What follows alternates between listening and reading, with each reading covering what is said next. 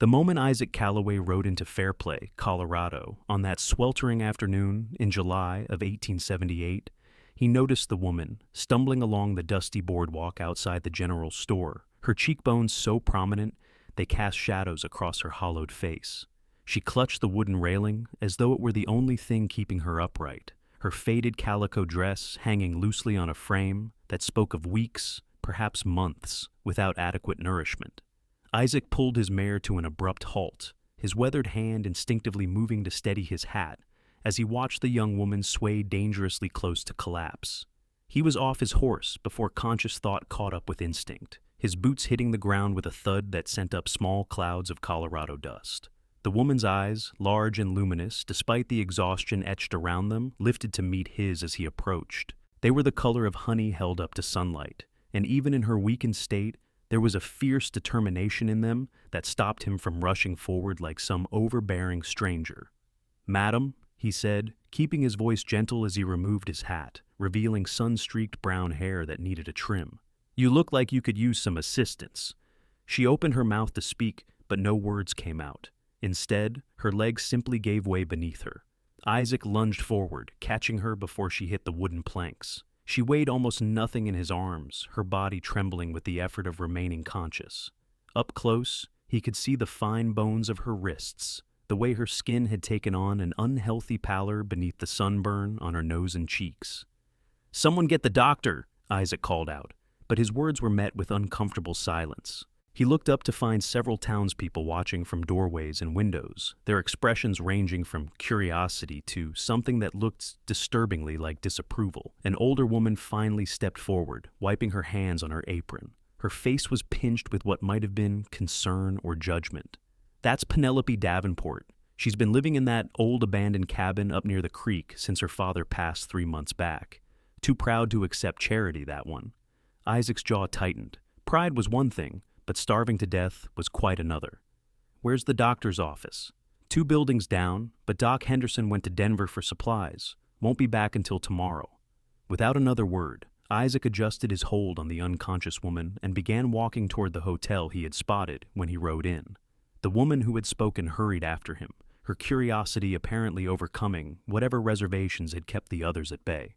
"You cannot just take her to the hotel. People will talk. A young unmarried woman and a stranger. The scandal would ruin what little reputation she has left." Isaac stopped and turned, his blue eyes cold as a mountain stream. "Madam, I mean no disrespect, but this woman is starving. I can see her ribs through her dress. Right now, I care a whole lot more about getting some food into her than I do about gossip. If you are so concerned about propriety, then I suggest you come along to act as a chaperone." The woman's mouth opened and closed like a landed fish before she nodded curtly.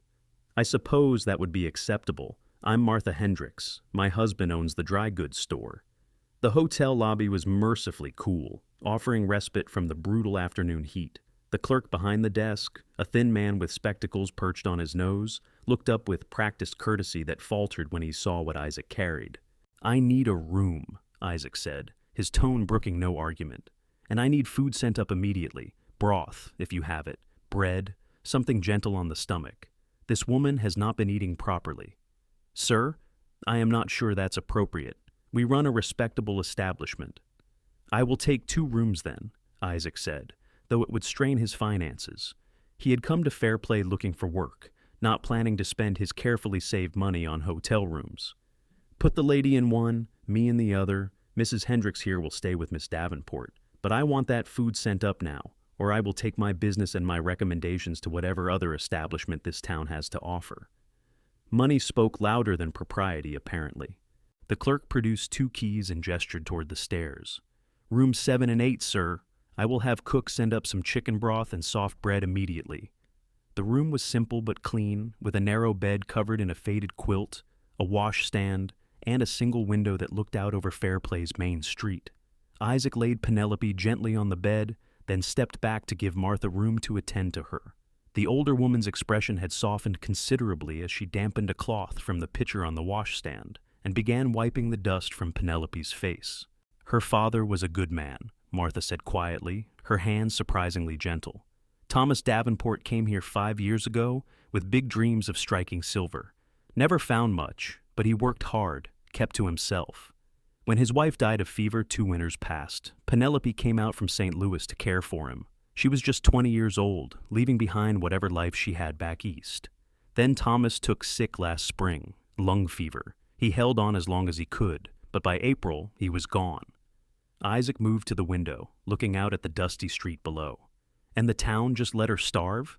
It is not that simple. Thomas had debts. The cabin, what little mining equipment he had, all of it should have been sold to settle his accounts. But Penelope refused to leave, said it was all she had left of her parents. People offered help at first, but she turned them down, said she would find work, would pay off her father's debts herself. But there's not much work for a single woman in a mining town. Not respectable work, anyway. The implications hung heavy in the air. Isaac's hands clenched on the windowsill. He had seen enough of the world in his 28 years to know exactly what kind of work Martha was referring to, and the fact that Penelope had chosen starvation over that path spoke volumes about her character. A knock at the door announced the arrival of the food. A young girl, perhaps 14, entered with a tray bearing a steaming bowl of broth, a plate of bread, and a pot of tea. Her eyes widened when she saw Penelope on the bed. "Is Miss Penelope going to be all right?" the girl asked, her voice small with worry. "She will be," Isaac said with more confidence than he felt. "What is your name?" "Sarah, sir. My mama cooks for the hotel." "Well, Sarah, your mama makes good broth by the smell of it. Thank you for bringing it up so quickly." The girl bobbed a curtsy and hurried out, though not before casting another concerned glance at Penelope.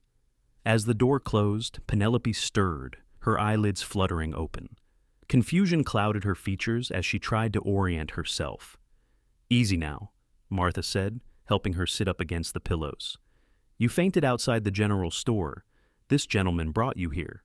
Penelope's gaze found Isaac, and he watched as embarrassment flooded her pale cheeks with color. "I am so sorry. I did not mean to cause a scene. I just needed to get some air, and then everything started spinning." "When did you last eat?" Isaac asked, keeping his voice carefully neutral. She looked away, her thin fingers plucking at the faded quilt. "I had some dried beans yesterday. Or perhaps it was the day before. I lose track sometimes." Yesterday? Or the day before? Isaac felt something hot and fierce stir in his chest. "Mrs. Hendricks, would you mind helping Miss Davenport with this broth?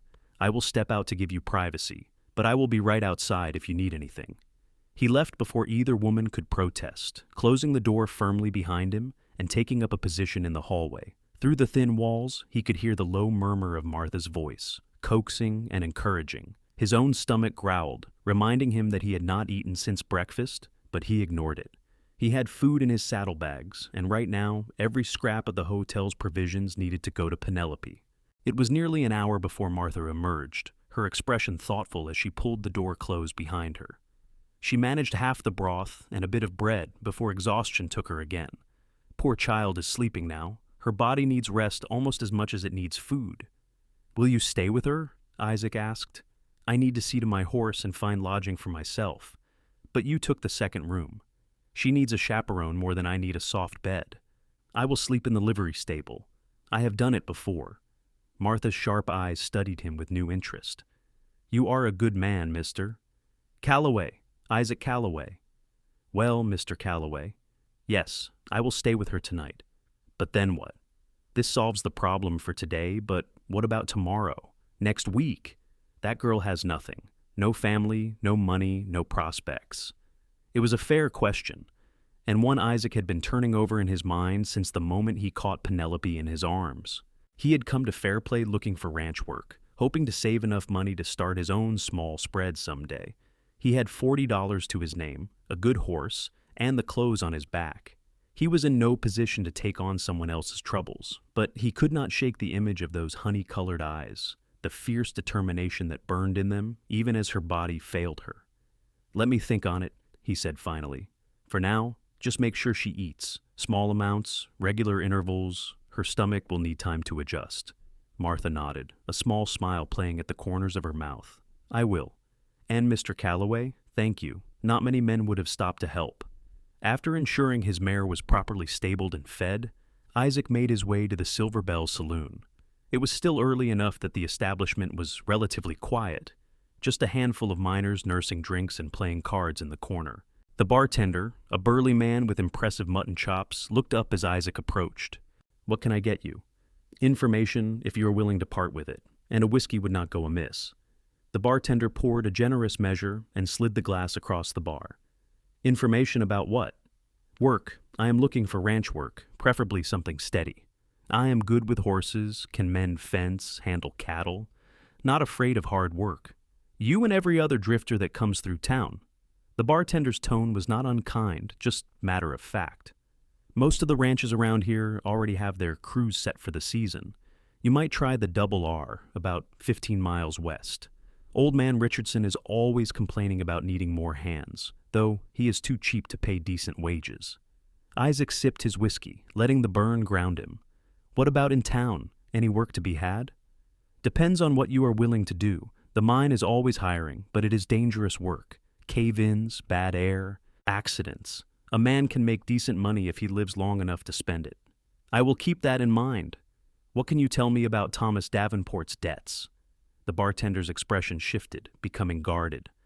"Why do you want to know about that?" "I met his daughter today. Seems like she is in a difficult situation." "That she is." The bartender lowered his voice, leaning closer across the bar. "Thomas owed money to just about everyone in town. The general store, the assayer's office, even the church. Nothing massive, just the accumulation of a man trying to make a go of it and failing slowly. All told, I would guess it amounts to maybe $200. Not a fortune, but it might as well be for a girl in her position. $200, 5 months' wages for a ranch hand if he was lucky. A small fortune for someone with nothing. Who holds the largest debt? Sherman Gates. He owns the general store and half the buildings on this street. He was the one who grub-staked Thomas for his mining claim. When Thomas died, Gates expected to recoup his investment by selling off the cabin and equipment. But Penelope refused to leave. Legally, she has no claim to it. Thomas died without a will, and the debts exceed any value in his estate. Gates could force her out any time he wants, but I think he has been waiting, hoping she will come to him with a proposal. The way he said it made Isaac's skin crawl. What kind of proposal? The bartender's silence was answer enough. Isaac finished his whiskey in one burning swallow and set the glass down with more force than necessary. "Where can I find this Gates?" "His store is on Main Street, but he lives in the big house on the hill above town. White place with green shutters. Cannot miss it." The sun was beginning its descent toward the mountains when Isaac climbed the hill to Sherman Gates's house. It was indeed impossible to miss. A 2-story structure that spoke of wealth and ambition in a town where most folks lived in simple cabins or rooms above their businesses. Isaac knocked firmly on the door and waited. The man who answered was in his 40s, with oil-slicked hair and the soft hands of someone who never did manual labor. His eyes, small and calculating, assessed Isaac in a single sweep. "Can I help you?" "Are you Sherman Gates?" "I am, and you are?" "Isaac Calloway. I am here to discuss Thomas Davenport's debts." Gates's expression shifted, interest sparking in those calculating eyes. "Are you? Well, this is unexpected. Come in, Mr. Calloway." The interior of the house was as ostentatious as the exterior, filled with furniture too fine for a rough mining town. Gates led Isaac to a study lined with books that looked like they had never been opened, more for show than use. "So," Gates said, settling into a leather chair and gesturing for Isaac to sit, "what is your interest in Davenport's debts? Did the girl finally come to her senses and send someone to negotiate on her behalf?" "Miss Davenport does not know I am here. I want to know exactly how much she owes and to whom." Gates leaned back, steepling his fingers. "That is a rather personal matter.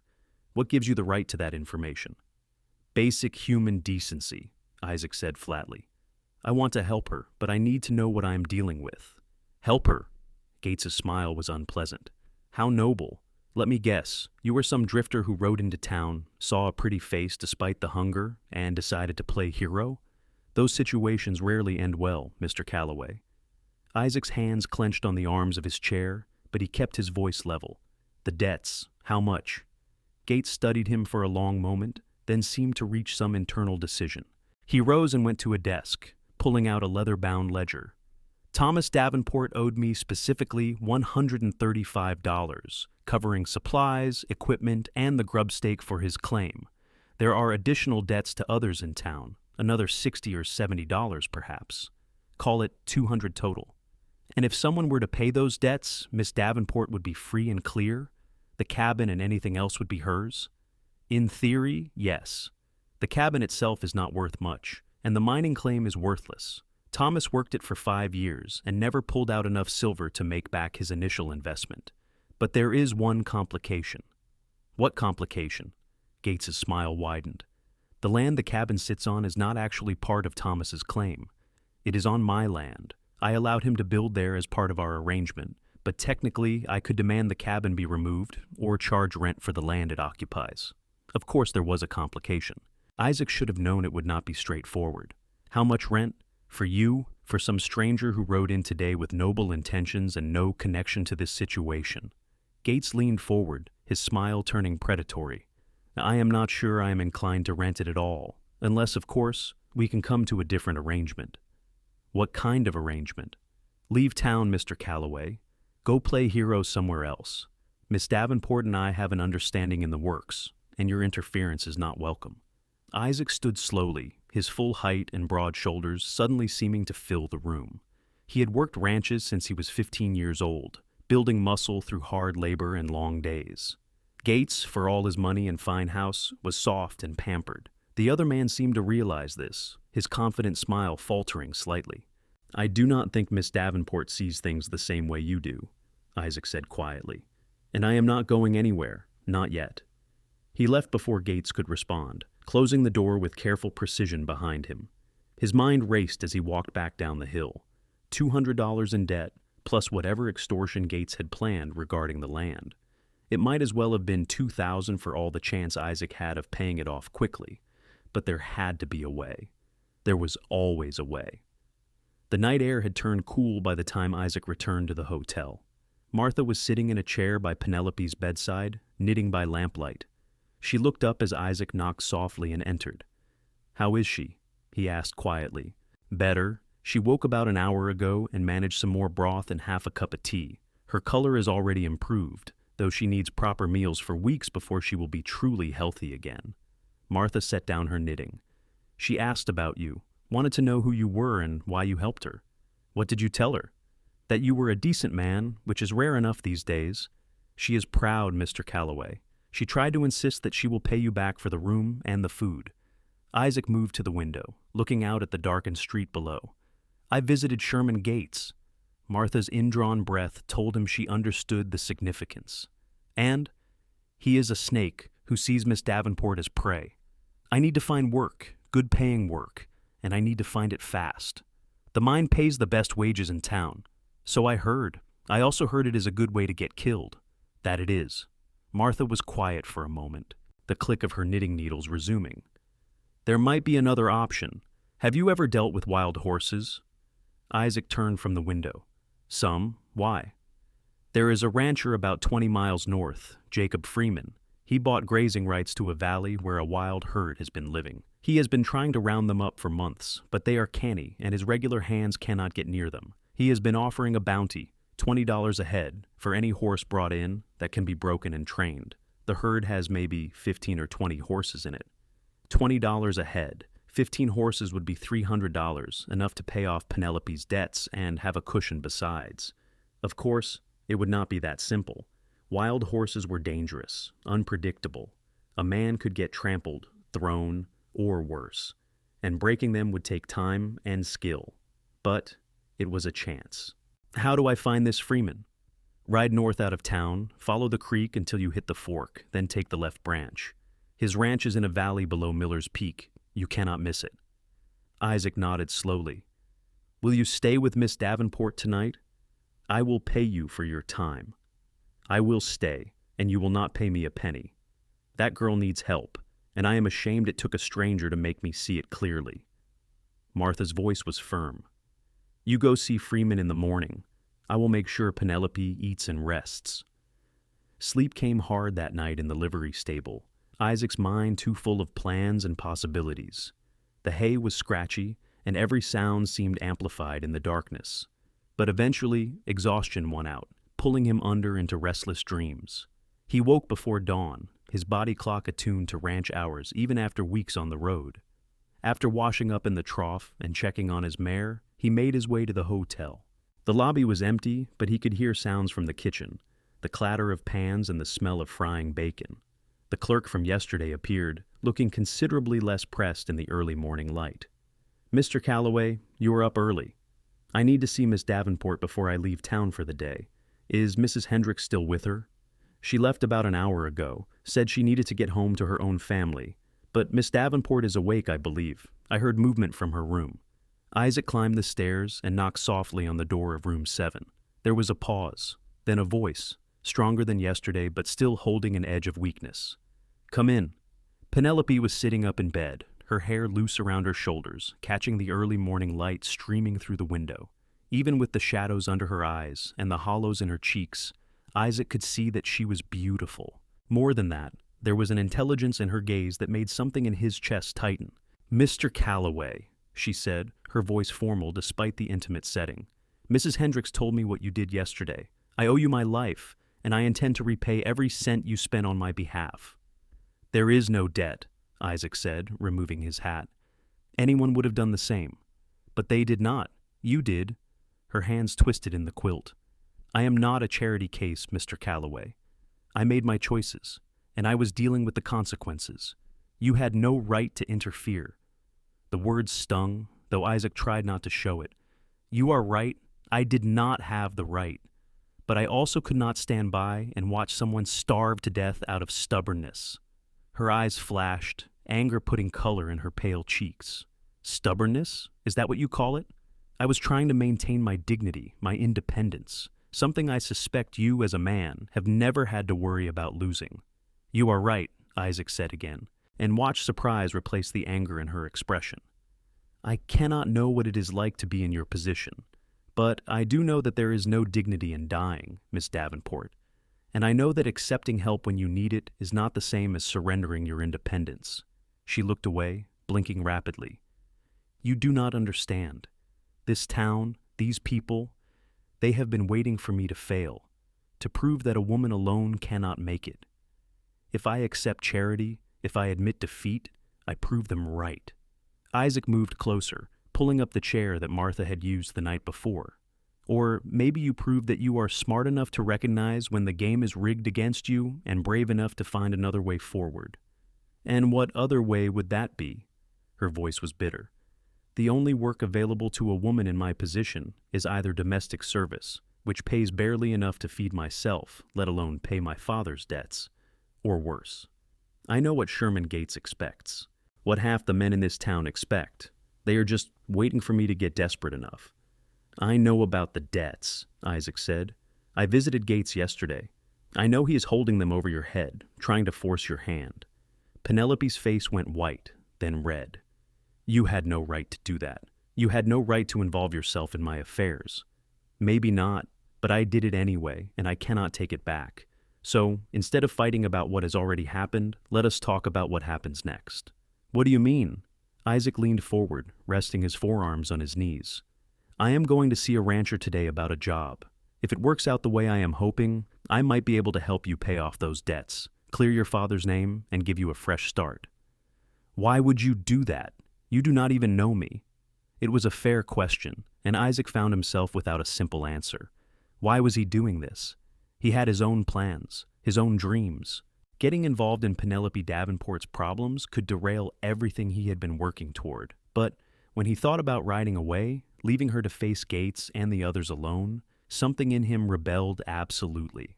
"Maybe I am just a fool who cannot mind his own business," he said finally. "Or maybe I see someone worth helping. Does the reason matter?" Penelope studied him for a long moment, her honey-colored eyes searching his face, as if trying to read his intentions. "If you do this, if you help me, I will find a way to pay you back. Every penny, I swear it. Let us worry about that later. Right now, you need to focus on getting your strength back. Mrs. Hendricks said she will check on you today, and I told the hotel to keep sending up meals. Do not argue," he added as she opened her mouth to protest. "The room is paid for through the end of the week. It would be a waste of my money if you did not use it." Despite everything, a small smile tugged at the corner of her mouth. "You are a very stubborn man, Mr. Calloway." "Isaac, and you are one to talk about stubborn, Miss Davenport." "Penelope, if we are going to be informal, we might as well commit to it." Isaac stood, settling his hat back on his head. "All right then, Penelope, you rest, eat everything they bring you, and I will be back this evening to let you know how things went with Freeman." He was at the door when her voice stopped him. "Isaac, thank you. For everything." He nodded without turning around, not trusting himself to see the gratitude in her eyes without doing something foolish like promising to fix all her problems. Then he was out the door and down the stairs, his mind already focused on the task ahead. The ride north took most of the morning, following the creek as Martha had directed. The Colorado landscape was breathtaking, all rugged mountains and deep valleys, the July sun blazing down from a sky so blue it almost hurt to look at. Isaac's mare picked her way along the trail with sure-footed ease, occasionally stopping to drink from the creek or snatch at mountain grass. When he reached the fork, Isaac bore left, and within an hour he could see smoke rising from a valley below. Freeman's ranch was larger than he had expected, with a sturdy main house, a large barn, and several outbuildings scattered across the valley floor. Cattle dotted the hillsides, and he could see men working in the distance. A dog announced his arrival, barking furiously until a sharp whistle called it to heel.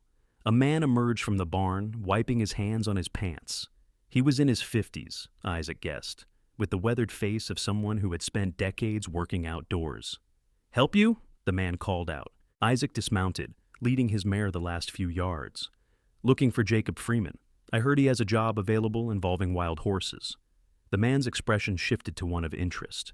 "You heard right. I am Freeman. And you are?" "Isaac Calloway. I have worked ranches most of my life, and I have some experience with wild horses. I heard you are paying $20 a head for any brought in that can be broken." Freeman looked Isaac over with a practiced eye, taking in the worn but well-maintained saddle, the good quality of his mare, the way Isaac held himself. "Experience is one thing. That herd has been running wild for years. They are smart and spooky. I have lost 3 men to injuries trying to round them up, and we have not brought in a single horse. What has your approach been? We have tried driving them into a box canyon, but they always find a way around us. Tried roping, but they scatter before we can get close enough. Even tried baiting them with feed, but they are too canny to fall for it." Isaac nodded slowly, his mind working through the problem. What if instead of trying to catch the whole herd at once, we focus on 1 or 2 horses? Build trust, let them come to us? Freeman snorted. "That could take months. I do not have months. Winter will be here before we know it, and I need those horses gentled and sold before the snow flies." "It would not take as long as you think, not if it is done right. Wild horses are curious by nature. Once you get one to trust you, the others will follow. They are herd animals. They take their cues from each other. And you can do this?" "I can try. No guarantees, but I have done similar work before." Freeman was quiet for a moment, chewing over the proposition. "All right, here is what I will offer you. Room and board while you work, plus the $20 per head for every horse you bring in and successfully gentle. That means halter broke at minimum, accepting a saddle and rider at best. Deal?" Room and board meant he would not be spending money while he worked, which would help. And if he could bring in even 10 horses, that would be $200, exactly enough to pay off Penelope's debts. "Deal. But I will need to go back to Fairplay occasionally to check on some things." "That is fine. The herd is about 5 miles from here, up in the high valley. I will have one of my men show you where they are and get you set up with gear. When can you start?" "Tomorrow morning, if that works for you." "It does. Come on up to the house. We will get the paperwork sorted and introduce you to the crew." The rest of the day passed in a blur of activity. Isaac met the other ranch hands, a mix of experienced cowboys and younger men learning the trade. None of them seemed particularly interested in the wild horse project, which suited Isaac fine. The fewer people involved, the easier it would be to build trust with the animals. By the time he was ready to ride back to Fairplay, the sun was beginning its descent toward the mountains again. Freeman provided him with detailed directions to the high valley where the herd was last spotted, and promised to have supplies ready for him in the morning. Isaac pushed his mare a bit harder on the return journey, eager to get back before full dark. The streets of Fairplay were busier in the evening, miners finished with their shifts crowding into the saloons, and families taking advantage of the cooler air to run errands or socialize. He stopped at the general store, using some of his dwindling funds to buy supplies: coffee, beans, bacon, flour, and sugar. Enough to supplement whatever Freeman provided, and to make sure Penelope had staples to take with her when she left the hotel. The clerk, a young man with nervous eyes, carefully noted each purchase in a ledger. "Will this be on account, sir?" "No, cash." Isaac counted out the money, watching as the clerk packaged everything carefully. "Do you know how much Thomas Davenport owed this store?" The clerk's hands stilled. "I would have to check with Mr. Gates, sir. He handles all the accounts." "Roughly, just a ballpark figure." The young man looked around nervously, as if worried Gates might materialize out of thin air. "Maybe $40 for supplies and equipment, but you would really need to talk to Mr. Gates. So $40 here, $135 to Gates directly, and another 20 or 30 scattered around town." The bartender's estimate had been accurate. Isaac thanked the clerk and carried his purchases out to his horse. The hotel lobby was quiet when he entered, the clerk nodding a greeting. Miss Davenport had a good day. She ate 3 meals and even came downstairs for a short walk this afternoon. Mrs. Hendricks stayed with her most of the day. Relief flooded through Isaac. Is she in her room now? "I believe so. She went up about an hour ago." Isaac climbed the stairs and knocked softly on Penelope's door. "It is Isaac. Come in." She was sitting in the chair by the window, wearing the same faded dress, but looking considerably better than she had that morning. Her hair was neatly braided, and there was color in her cheeks that had nothing to do with fever or sunburn. "You look better," Isaac said. "I feel better. Mrs. Hendricks brought me some of her daughter's old dresses. They are too large, but they are clean and not falling apart." She gestured to the bed, where 2 simple cotton dresses lay folded. "She also brought needles and thread so I can alter them to fit." Isaac set down the packages he had brought. "I bought some supplies, basic staples you can use when you go back to the cabin." Penelope stood, moving to examine the packages. "You bought all this for me?" "For both of us, really. I will be working out of town for a while, but I wanted to make sure you had what you needed." "Working where? Did you find something?" He told her about Freeman's ranch, the wild horse herd, and the deal he had struck. As he talked, he watched emotions play across her face: surprise, gratitude, concern, and something else he could not quite name. "That is dangerous work," she said when he finished. "Wild horses are unpredictable. You could get seriously hurt." "I will be careful." "Why are you doing this?" Her voice was almost a whisper. "Why are you willing to risk yourself for someone you just met?" Isaac moved to the window, looking out at the darkening street. "My mother died when I was 12. Fever, same as your mother. My father tried to keep our small farm going, but he was never the same after she passed. Started drinking, stopped caring about much of anything. By the time I was 15, we had lost the farm, and he drank himself to death 6 months later." He had never told anyone this story, not in full, but somehow, with Penelope, the words came easier. "I ended up on the streets of Kansas City, doing whatever I could to survive, stealing food, running errands for pennies, sleeping in alleys. I was angry all the time, at God, at the world, at my father for giving up. Then one day, I tried to steal a horse from a man named Samuel Rivers. He caught me red-handed, and I thought I was going to jail or worse. What did he do? He asked me if I knew how to ride. I said yes, even though I barely did. He said fine, I could work for him, earn the horse honestly instead of stealing it. He gave me a job on his ranch, taught me everything I know about horses and cattle and being a man. He did not have to do that. He could have turned me over to the law and been done with it. But he saw something worth saving, and he gave me a chance." Isaac turned from the window to face Penelope.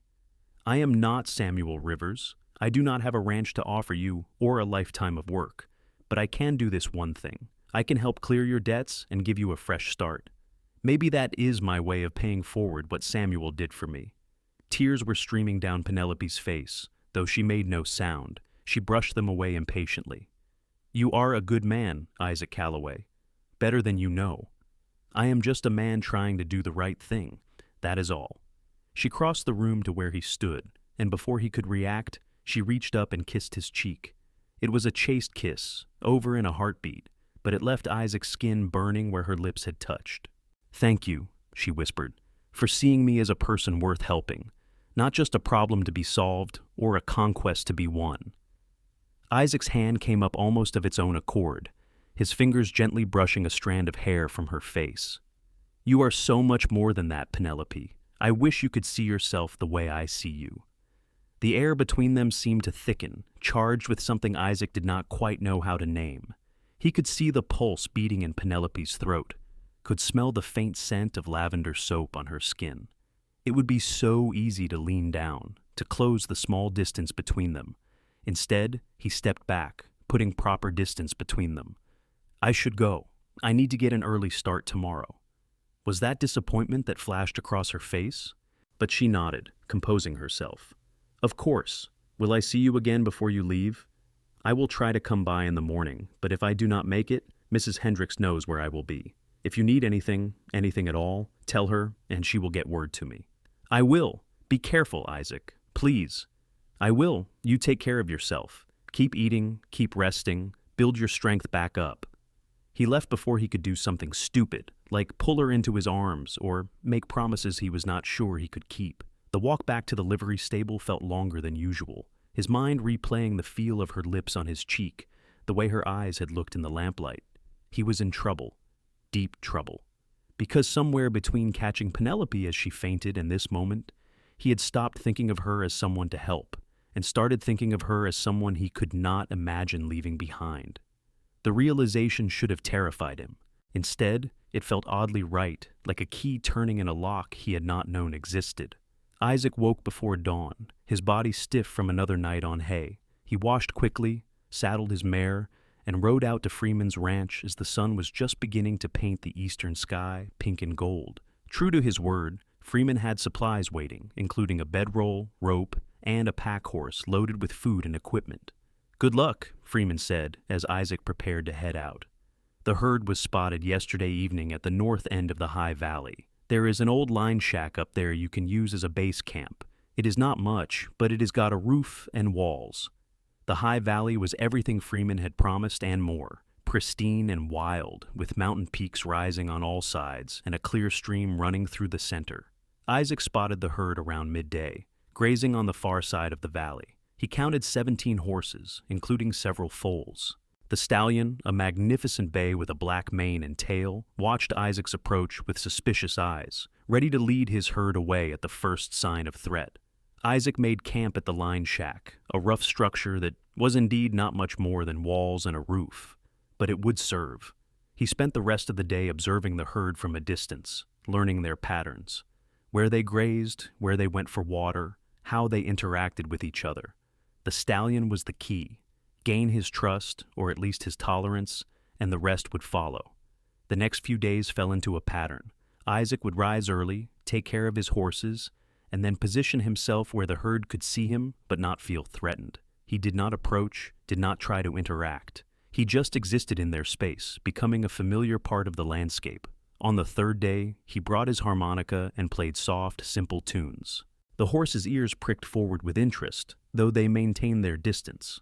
On the fifth day, one of the younger mares, a pretty sorrel with a white blaze, ventured closer, curiosity overcoming caution. Isaac remained still, continuing to play. The mare approached to within 20 feet before losing her nerve and trotting back to the safety of the herd. But it was progress. By the end of the first week, Isaac was able to move around the valley without the herd immediately fleeing. The stallion still watched him with suspicion, but he no longer automatically drove his herd away at Isaac's approach. The young sorrel mare had become bolder, sometimes grazing within 10 feet of where Isaac sat. It was slow work, requiring patience and a willingness to let the horses set the pace. But Isaac had learned long ago that anything worth doing was worth doing right. He thought about Penelope often during those long days, wondered how she was doing, whether she was eating properly, whether Gates or any of the other men were bothering her. On the 8th day, he rode back to Fairplay to check on her and replenish his supplies. The hotel clerk greeted him with a smile. "Mr. Calloway, Miss Davenport will be pleased to see you. She has been asking after you daily." Isaac took the stairs 2 at a time, knocking on Penelope's door with barely restrained eagerness. When she opened it, he was struck once again by how beautiful she was. In just over a week, with regular meals and rest, she had transformed. The hollows in her cheeks were filling in, and there was a healthy glow to her skin. She had altered one of the dresses Martha brought, and it now fit her properly, highlighting a figure that hunger had previously hidden. "Isaac," she said, and the warmth in her voice sent a thrill through him. "I was hoping you would come by today. Come in, tell me everything." He told her about the herd, about the stallion and the curious sorrel mare, about the slow progress he was making. She listened intently, asking questions that showed she understood the complexities of what he was attempting. "It sounds like you have a real gift for this," she said when he finished. "Freeman is lucky to have found you. We will see if he still feels that way when it takes me 3 months to bring in the whole herd," Isaac said wryly. "But I think I can get the sorrel mare to come to me within another week. Once she does, the others will be more willing to approach." "How long do you think the whole job will take?" "Hard to say. If everything goes well, maybe 2 months to have them all rounded up and gentled enough to start serious training. Longer if the stallion decides to be difficult."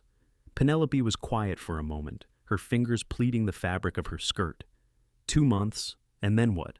You will have fulfilled your contract with Freeman, and you will move on to the next job, the next town.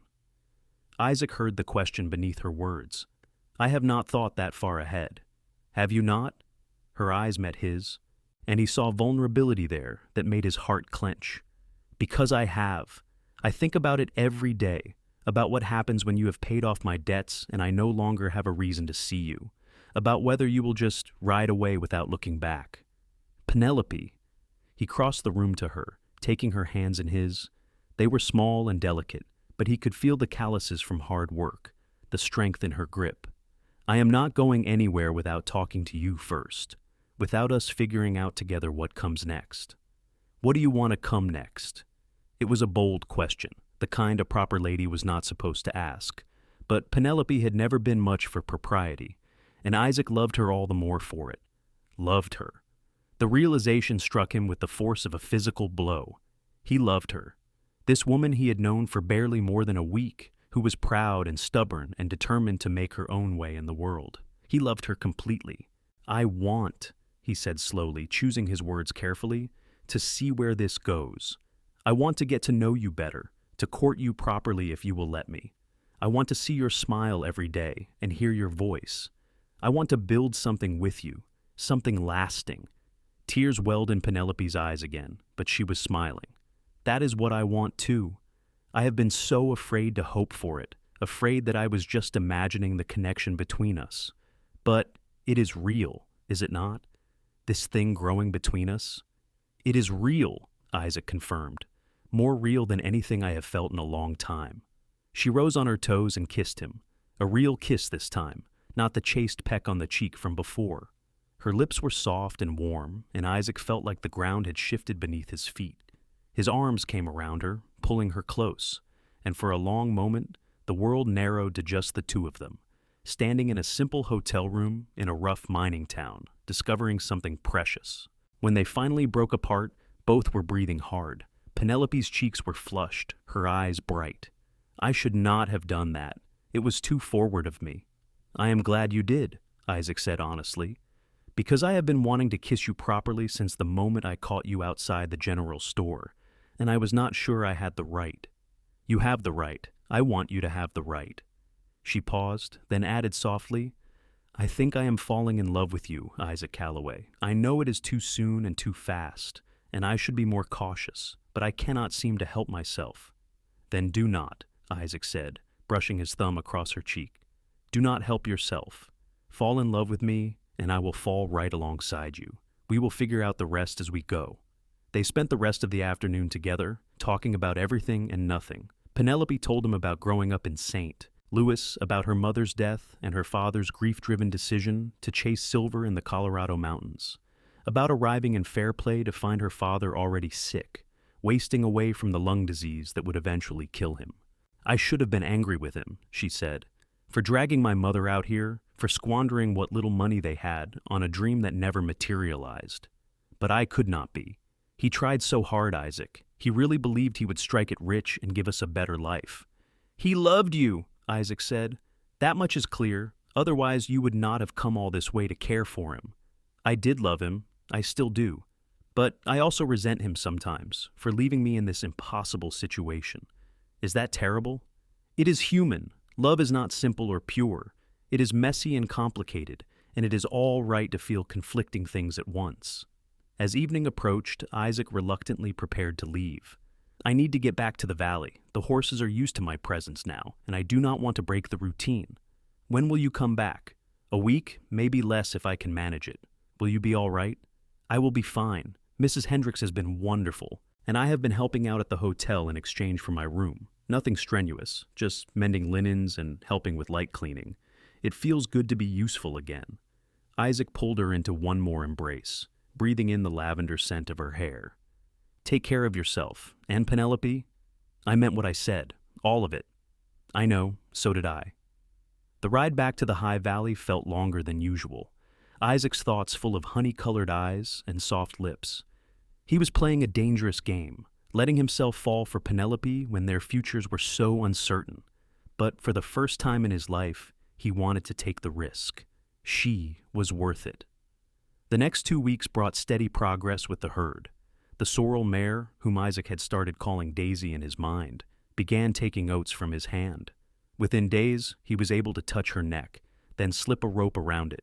She spooked at first, but his calm presence and the fact that he did not try to force anything helped her settle. Once Daisy accepted the rope, the real work began. Isaac spent hours each day getting her used to pressure, teaching her to lead, to respond to gentle guidance.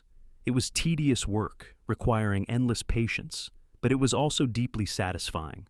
The other horses watched these interactions with interest. The stallion maintained his distance, but Isaac noticed he no longer actively tried to keep his herd away. That was acceptance of a sort, a recognition that Isaac was not a threat. By the end of the 3rd week, Isaac had Daisy accepting a blanket on her back. By the 4th week, she wore a halter without fuss and would follow him anywhere. Freeman rode up to check on progress and was amazed at the transformation. I have never seen anything like it, Freeman said, watching as Daisy nuzzled Isaac's pocket looking for treats. She is acting like she was born to it. She is a smart horse. She just needed someone to take the time to show her that people are not scary. Isaac stroked Daisy's neck. I think she is ready to come down to the ranch. I can start working with her in the corral, get her used to a saddle and rider. And the others? Give me another month, and I should have at least 5 or 6 more ready to bring down. The stallion will be last. He is still too protective of his herd. Freeman nodded, satisfaction clear on his weathered face. You are earning every penny of that bounty, Calloway. This is good work, really good work. Isaac brought Daisy down to the ranch the next day and spent a week working with her in the round pen.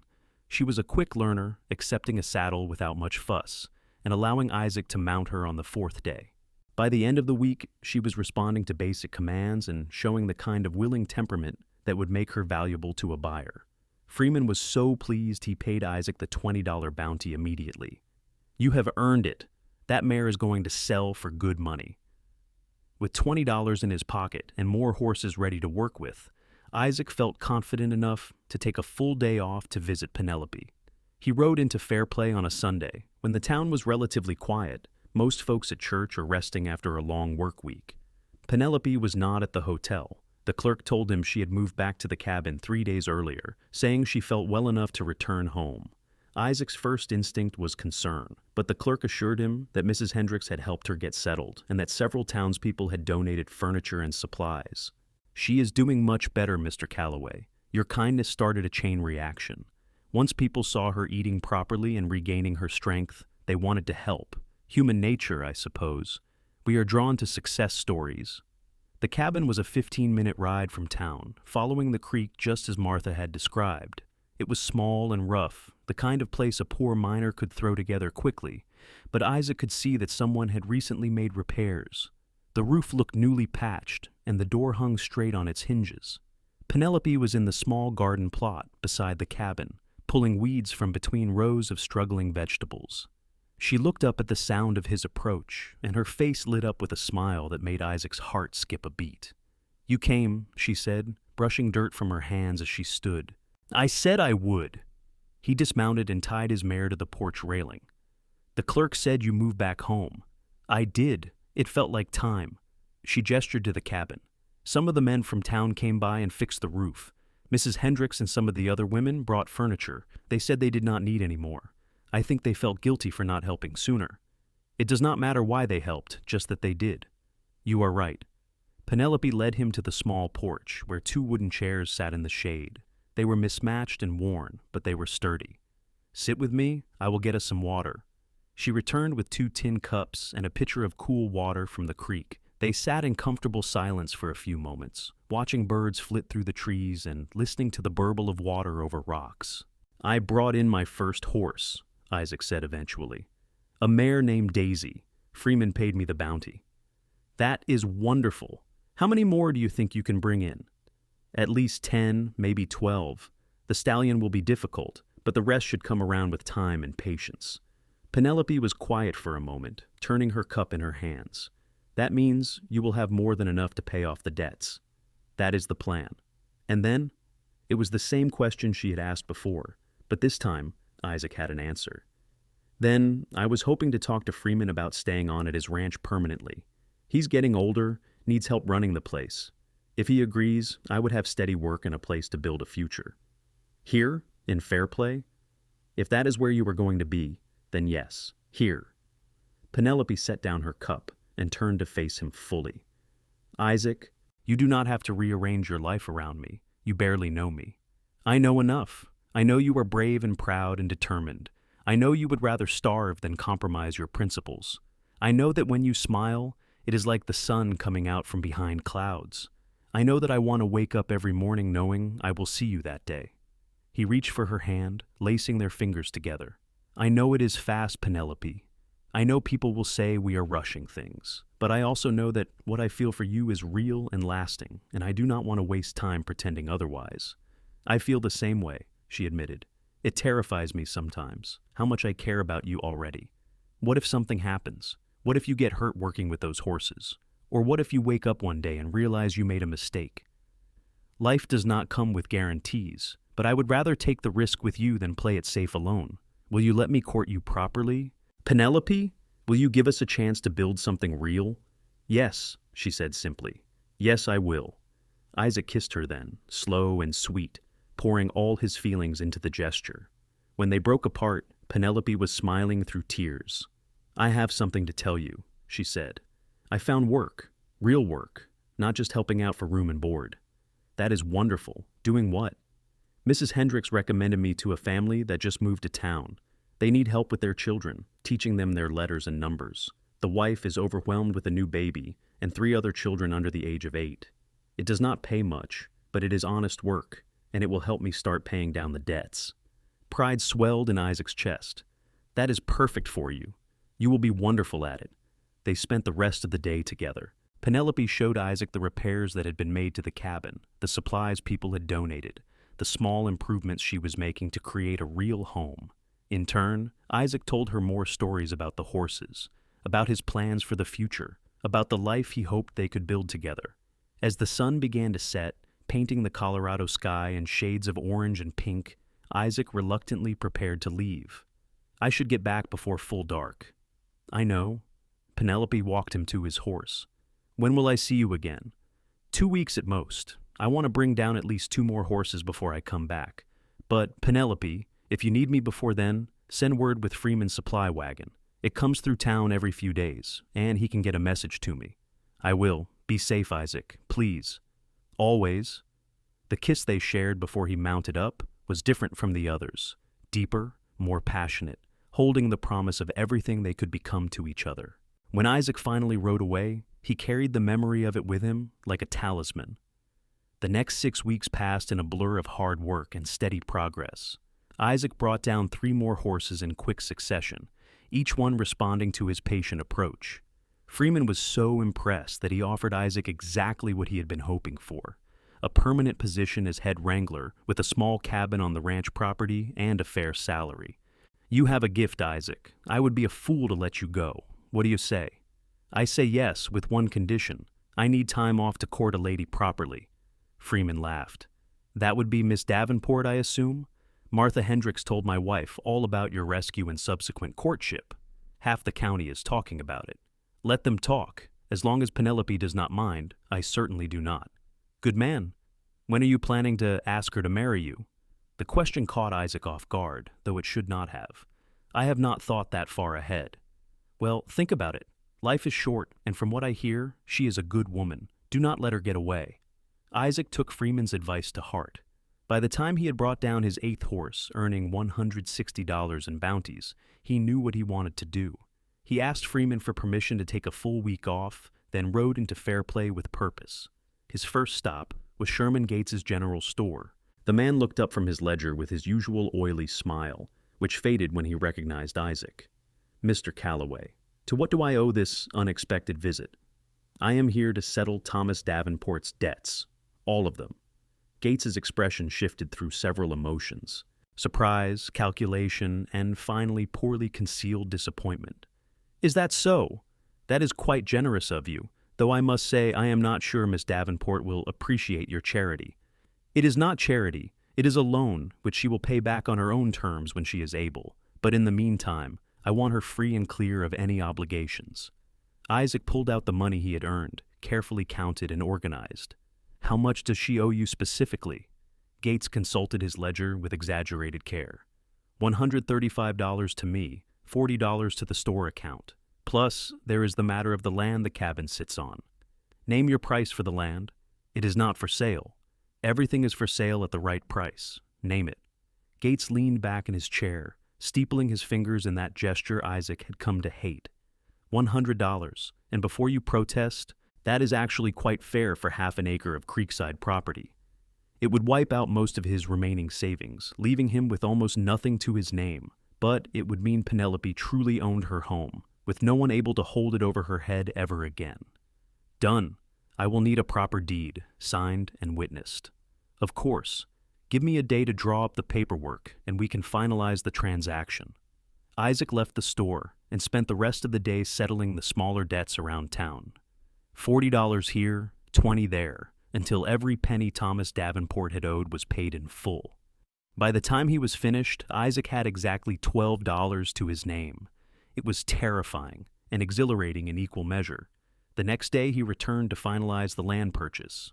Gates had the deed ready, along with a document showing all of Thomas Davenport's debts as paid in full. Isaac signed everything, had it witnessed by the county clerk, and walked out with the papers that would change Penelope's life forever. He found her at the cabin, working in her garden under the late afternoon sun. She looked up at his approach and smiled, that beautiful smile that made everything worth it. "This is a surprise. I thought you would be working with the horses for at least another week." "I had some business in town that could not wait." He dismounted and pulled the papers from his saddlebag. "I have something for you." Penelope wiped her hands on her apron and came to him, her expression curious. "What is it?" "Your freedom." He handed her the documents. "Every debt your father owed is paid in full, and the land this cabin sits on, that is yours now, free and clear. No one can ever take it away from you or hold it over your head." She stared at the papers, her hands trembling. "Isaac, this is too much. I cannot accept this. It is too much money. Too much. It is already done. The debts are paid. The deed is in your name. Consider it a loan if you must, though I do not expect repayment. You can pay it forward someday. Help someone else the way I helped you." Tears streamed down Penelope's face as she looked up at him. "Why? Why would you do this for me?" "Because I love you," Isaac said simply. "I love you, Penelope Davenport. I love your strength and your pride and your stubbornness. I love the way you fight for what you believe in, even when the whole world is against you. I love you, and I want to spend the rest of my life proving it to you every single day." Penelope threw herself into his arms, the papers fluttering to the ground. She kissed him with a passion that took his breath away, her tears mixing with the kiss until he could taste salt and love and promise. "I love you too," she said between kisses. "I love you so much it scares me sometimes.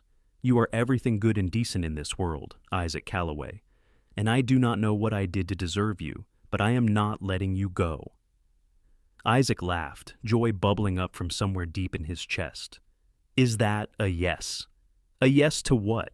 He stepped back, taking her hands in his.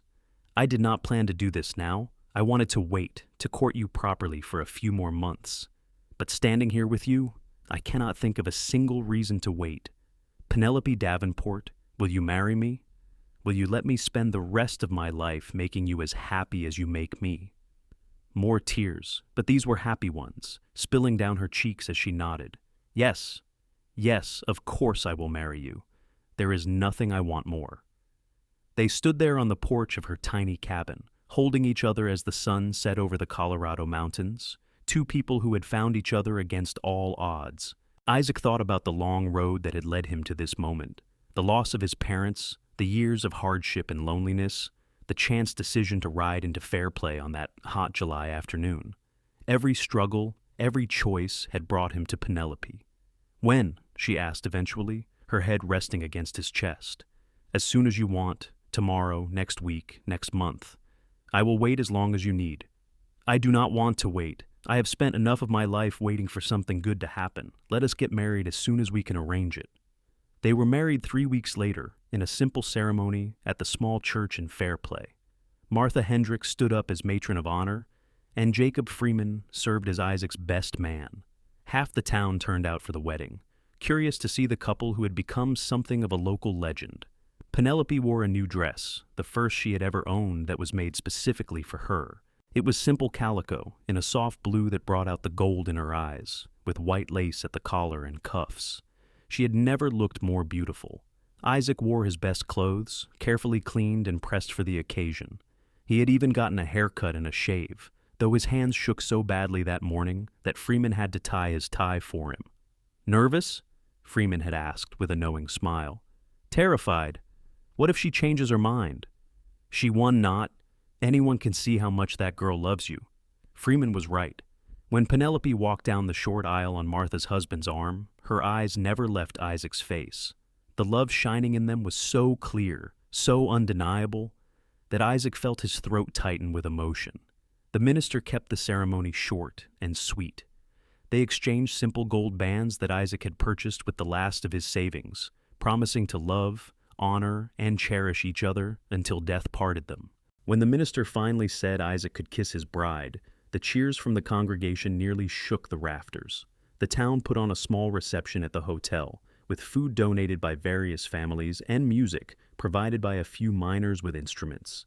Isaac and Penelope danced their first dance as husband and wife to a simple fiddle tune, her head resting on his shoulder, his arms holding her close.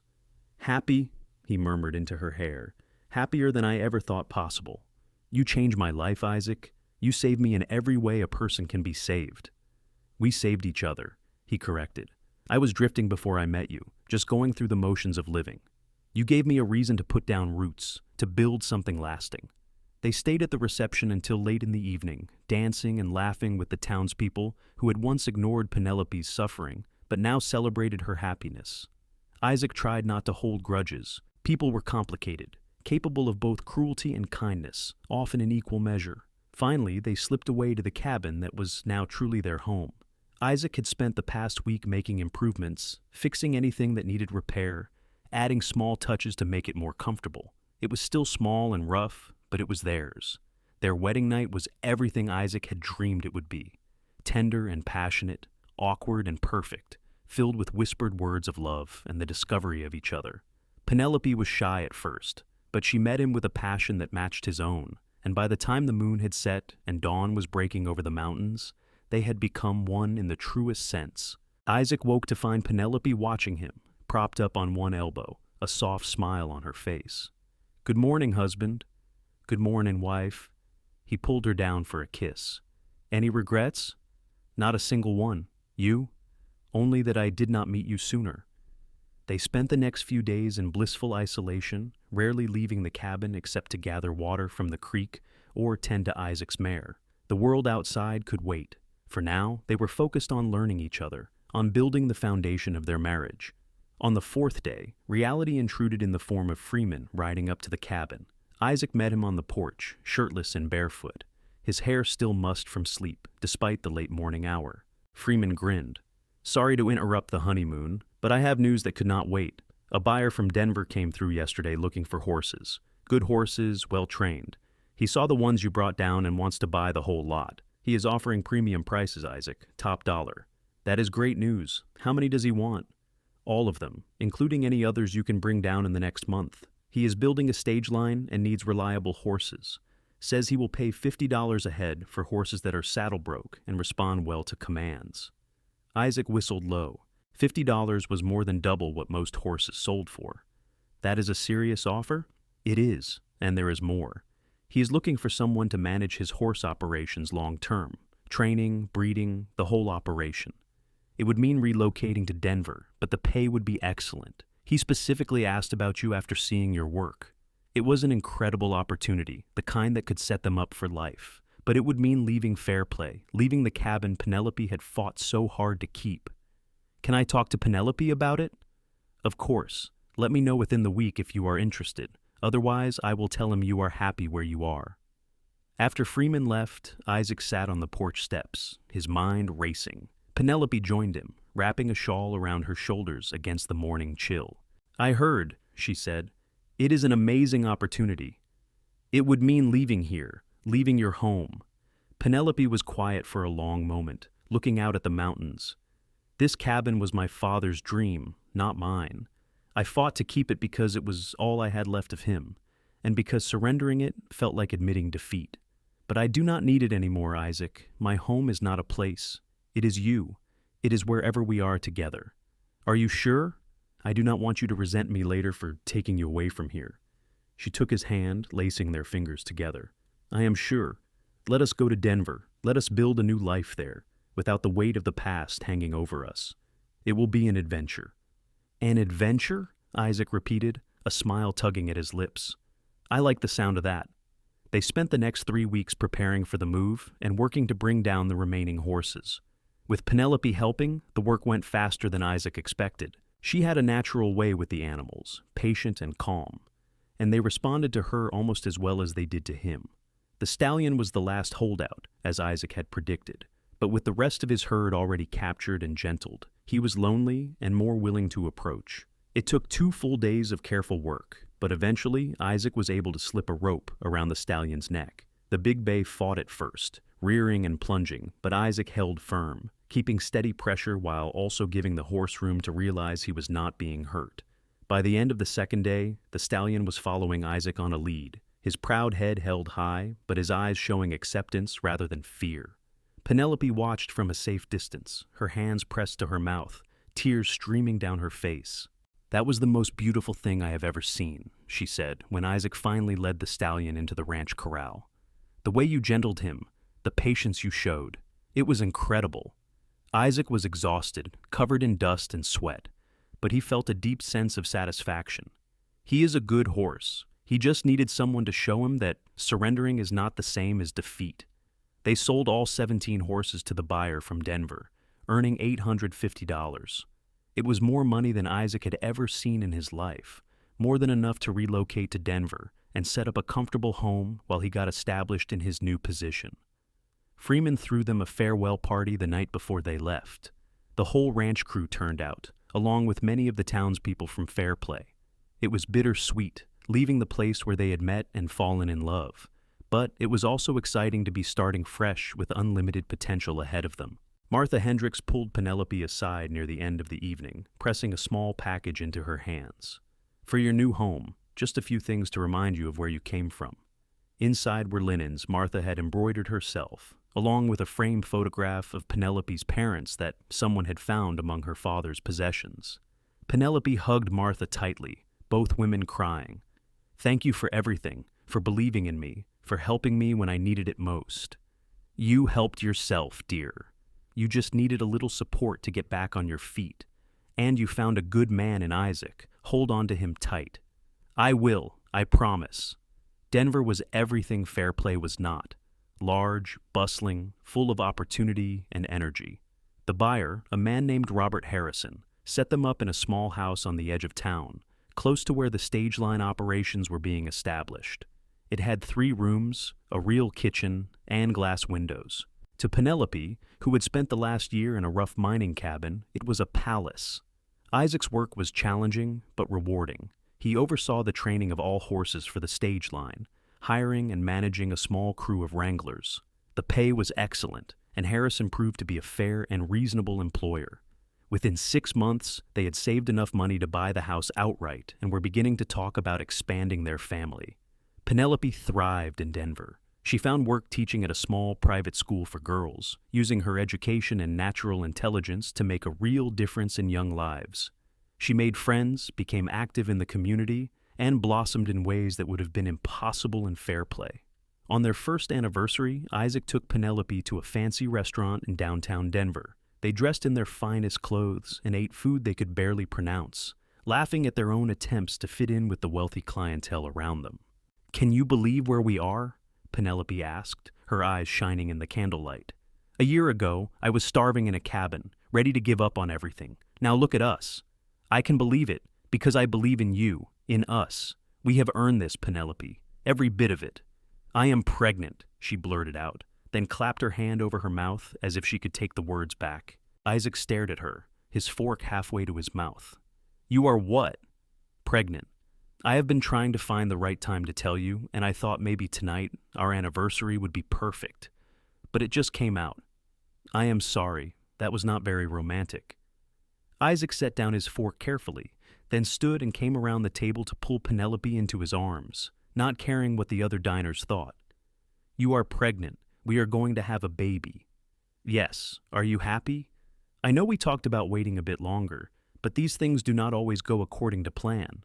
Happy does not even begin to cover it. I am thrilled, terrified, and about 10 other emotions I do not even have names for." He kissed her soundly. "We are going to have a baby." Their son was born the following spring, a healthy boy with his mother's honey-colored eyes and his father's determined jaw. They named him Samuel, after the man who had given Isaac a second chance all those years ago. Penelope proved to be a natural mother, patient and loving, but firm when necessary. Isaac discovered depths of feeling he had not known existed, his heart expanding to encompass this tiny person who depended on them for everything. Life was not perfect. Babies cried, money was sometimes tight, and there were disagreements and difficult days. But through it all, Isaac and Penelope faced everything together, their love growing stronger with each challenge overcome. When Samuel was 2, they had a daughter they named Rose, followed 3 years later by another son they called Thomas, after Penelope's father. Their house, once spacious, became cramped and noisy, filled with the chaos and joy of a growing family. Isaac's reputation as a horse trainer grew, and eventually he was able to start his own business, training horses for wealthy clients across Colorado. Penelope continued teaching part-time, using her income to establish a small scholarship fund for girls whose families could not afford school fees. On their 10th anniversary, they returned to Fairplay for the first time since leaving. The town had changed, grown larger and more prosperous as the mines continued to produce. But the cabin was still there, now rented to a young couple just starting out, much as Isaac and Penelope had been. They stood together on the porch where Isaac had first proposed, watching their 3 children play by the creek, and reflected on the journey that had brought them here. "Do you ever regret it?" Penelope asked. "Stopping that day, getting involved in my problems? Your life would have been simpler if you had just ridden on by." Isaac pulled her close, kissing the top of her head. "Simpler, maybe, but infinitely poorer. You are the best thing that ever happened to me, Penelope. You and our children, the life we have built together. I would not change a single moment, not even the difficult ones. Not even when Thomas drew on the walls with your good ink?" Isaac laughed. "All right, maybe I would change that moment, but everything else stands." They returned to Denver as the sun set, their children tired and happy, talking over each other about all the things they had seen and done. Isaac drove the wagon, Penelope sitting beside him, her head on his shoulder. "I love you," she murmured. "I love you too, always." The years continued to pass in a blur of holidays and birthdays, school plays and business successes, challenges overcome and joys celebrated. Samuel grew tall and strong, following his father into the horse training business. Rose became a teacher like her mother, passionate about education and women's rights. Thomas showed an early aptitude for mechanics, fascinated by the new automobiles beginning to appear on Denver's streets. Isaac and Penelope watched their children grow with pride and no small amount of wonder. How had 2 people who had started with nothing built all of this? 3 successful, happy children, a thriving business, a home filled with love and laughter. On their 25th anniversary, their children threw them a surprise party, inviting friends and family from across the state. Martha Hendricks came, now elderly, but still sharp as a tack. Jacob Freeman attended with his wife, though he was mostly retired now. Even Sherman Gates sent a gift, though he did not come in person. Isaac suspected the man was still embarrassed about how poorly he had behaved all those years ago. As Isaac looked around the room, at all the people whose lives had been touched by his and Penelope's story, he felt a profound sense of gratitude. They had built something real and lasting, a legacy that would extend far beyond their own lives. Late that night, after all the guests had gone home and their children had finally left them alone, Isaac and Penelope sat in their back garden under the stars. They were both in their 50s now, their hair showing silver, their faces lined by time and laughter. But when Isaac looked at Penelope, he still saw the fierce young woman who had refused to give up even when the world was against her. "What are you thinking about?" Penelope asked, catching him staring. "That day in Fairplay, when I first saw you stumbling outside the general store, I almost did not stop. I was tired, hungry, focused on finding work. But something made me look twice, made me see past the surface to the person beneath. And that decision changed my entire life. It changed both our lives. You saved me, Isaac, not just from starvation, but from giving up on myself. You showed me that accepting help is not weakness, that building a life with someone is stronger than struggling alone." "We saved each other," Isaac said, echoing words he had spoken long ago on their wedding day. "We saved each other, and we built something beautiful together." Penelope took his hand, their fingers intertwining with the ease of long practice. "Do you think the children understand how lucky they are to grow up in a home filled with love, never wondering where their next meal is coming from or whether they will have a roof over their heads? I think they do, in their own way. We raise them to value what they have, to work hard, to help others when they can. They are good people, Penelope. We did well by them. We did well by each other." They sat in comfortable silence, watching the stars wheel overhead, secure in the knowledge that whatever challenges lay ahead, they would face them together. Their love had survived poverty and uncertainty, distance and change. It had only grown stronger with time, deepening into something that transcended mere romance to become true partnership. As they finally made their way inside, Isaac paused at the threshold, looking back at the garden, bathed in moonlight. Somewhere in the distance, a train whistle blew, a reminder of how much the world had changed since that hot July day in 1878 when he had ridden into Fairplay. But some things did not change. Love, commitment, the choice to build a life with another person despite all the uncertainties. Those things remained constant, anchor points in a shifting world. "Come to bed," Penelope called from inside. "It is late, and we are not as young as we used to be." Isaac smiled and followed his wife inside, closing the door on the night and all its vast possibilities. Their story, which had begun with a moment of compassion on a dusty street in a rough mining town, had become something neither of them could have imagined.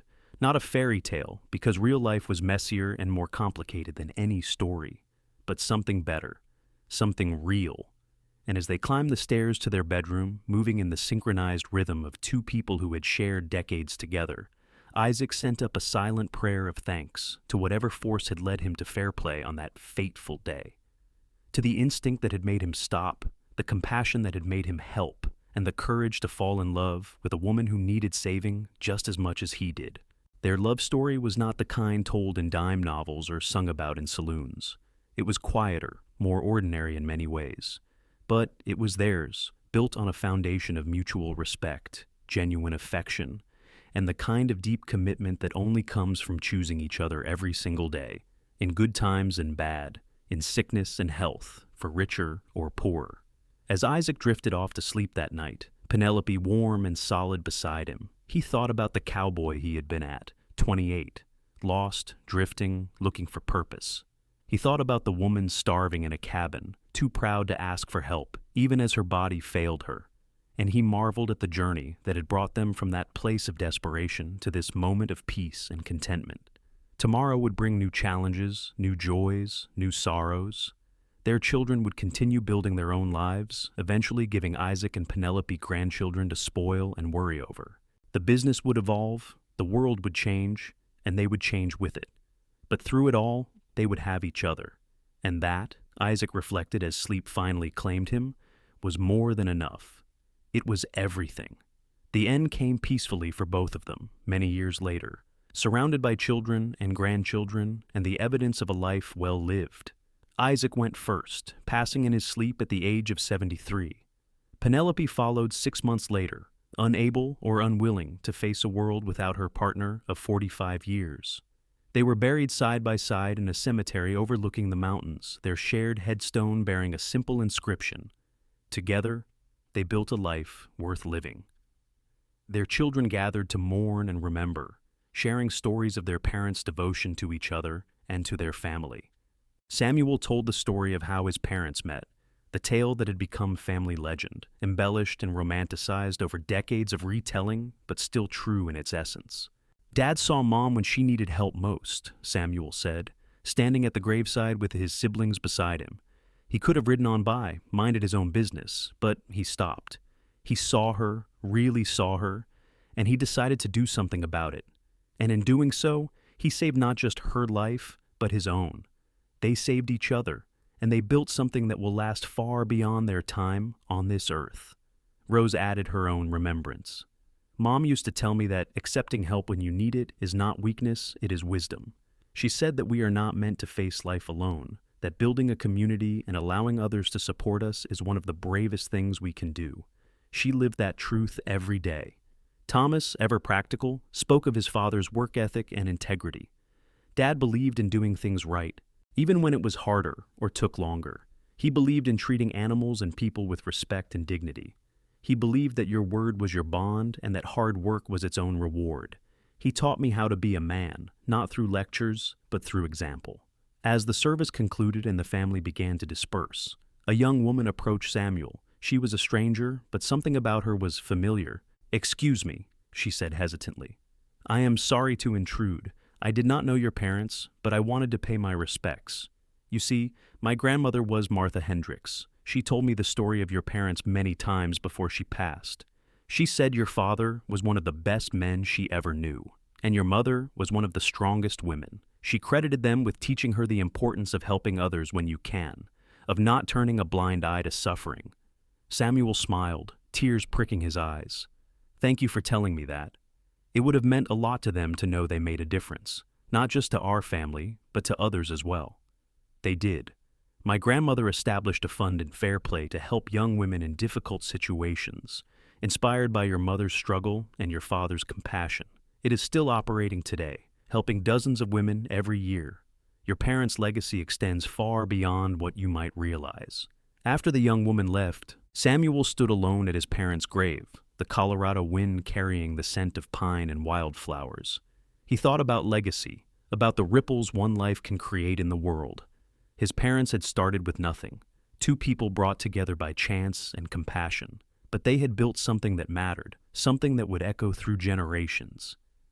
"Thank you," he whispered to the wind, to his parents, to the universe that had brought them together. "Thank you for showing us how to love, how to live, how to be decent human beings in an often indecent world."